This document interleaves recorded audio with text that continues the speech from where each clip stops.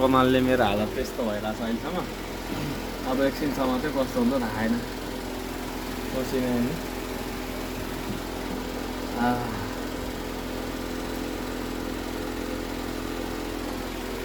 Guys रोटी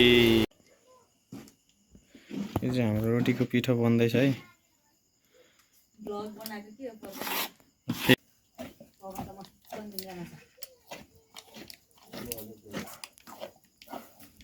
रोटी घुमाइ हेर्नु त बिना चाहिँ कति घुम्दो रहेछ। अनि बाक्लै छ है। पानी हाल्नु रहेछ झ्वाइ।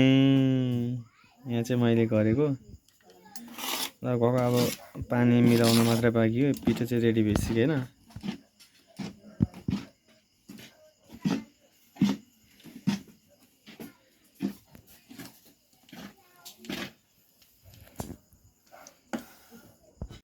रोटी पाक्ने कार्यक्रम जारी भइरहेको छ। यहाँ म त त्यहाँ नजिक जान सकिरहेको छैन। यहाँबाट रोटी यसो हेर्नु भिना चाहिँ पोल्यो।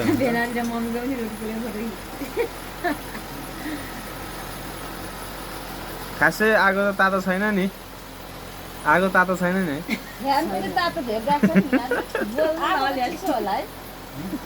आगो त चिसो आएको होला। फ्यान पनि धेरै तातो गएको होला है। आगो खासै कहाँ तातो हुँदैन है। आगो चिसो हुन्छ नि। यताको लगाउँदै गर्छ अलिअलि पानी थप्दै फिट्दै। रोटी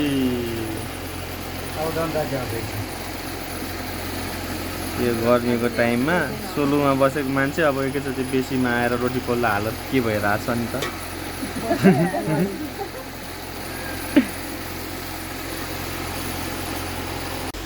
यो पाराले चाहिँ हाम्रो रोटी पाक्दैछ होइन। अब गर्मीले चाहिँ अति अति अति पोल्ला भने यस्तो दामी दामी पारामा फुलिरहेछ क्या।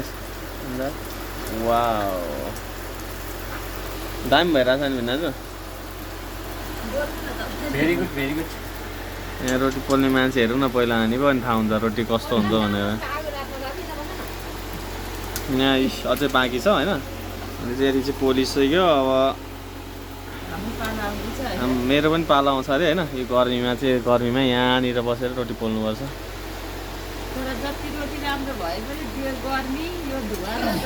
ल कन्ट्याक्ट गर्नु होला। एउटा रोटीकै 200-300 रुपियाँ पर्छ है। यस्तो महँगो रोटी पर्छ। चान्चुनी रोटी है गर्मीमा पसेर यस्तरी नि खलखल पसिना हेर्ने। यहाँ बिचरा पुरै तेल चाहिँ अनुहारबाट निक्लिसक्यो।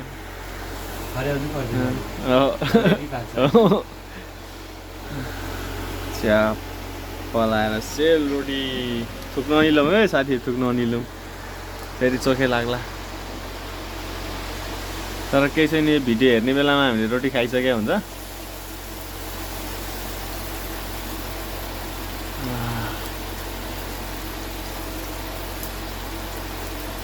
यो चाहिँ हलेसीमा लाखबत्ती पाल्नको लागि प्रसादको रेडी हुँदैछ।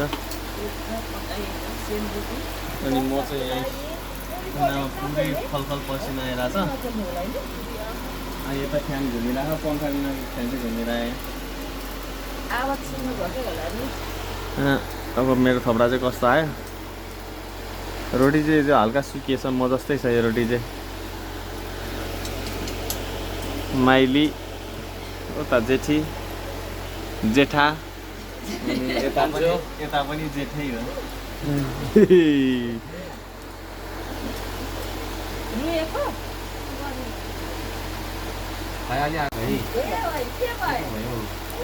यो भिडियोमा 1 लाइक 1 कमेन्ट चाहिँ अवश्य जाओस्। यस्तो गाह्रो गरेर खिचिरहेछ। यस्तो गाह्रो पोलिरहेको हुन्छ नि। ओ यो चाहिँ फुल्यो अलिअलि फुल्यो।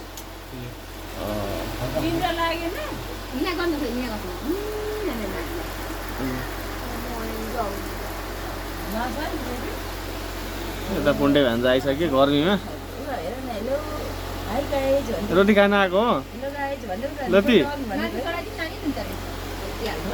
कमालले मेरो हालत त्यस्तो भइरहेछ अहिलेसम्म। अब एकछिनसम्म चाहिँ कस्तो हुँदो थाहा छैन। पसिना नि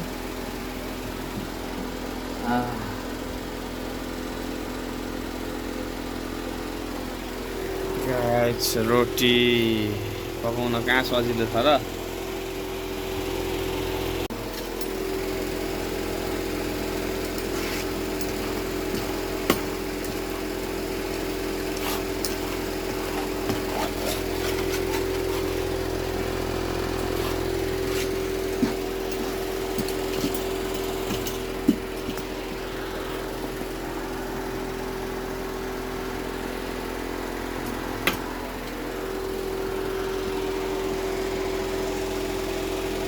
रोटी पोलेको अन्तिम घडीमा आइपुग्यौँ। रातिको 12:30 भइसक्यो र पनि रोटी पोलेपछि देखाएँ।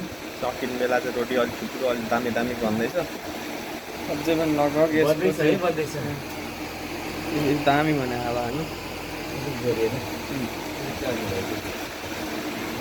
अझै पनि यसको चाहिँ 20 देखि 25 वटा हुन्छ रोटी यसको पिठोको। हामी 1 बजीसम्म चाहिँ रोटी पोल्छौँ होला। त्यहाँपछि चाहिँ सुत्छौँ अनि भोलि हलेसीतिर बिहान 4 बजीतिर उठेर तपाईँहरूलाई यसको म फुल भिडियो चाहिँ अर्को भिडियोमा दिनेछु। हेरेर साथ दिनु होला। हस् त धन्यवाद।